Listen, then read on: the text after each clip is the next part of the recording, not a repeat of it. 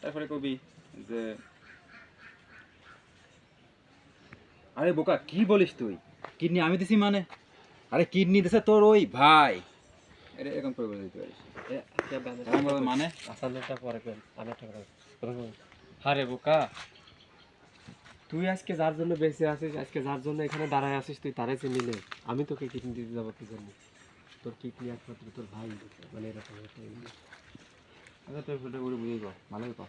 Emotional কথা না, এটা তো মনে করেন যে আরে বোকা তুই মানুষ চিনলি না, তাহলে এতে শুরু করে।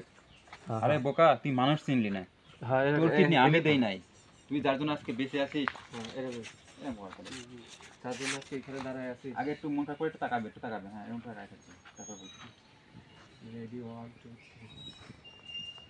আরে বোকা, আমি তোরে কিডনি দে। আরে বলে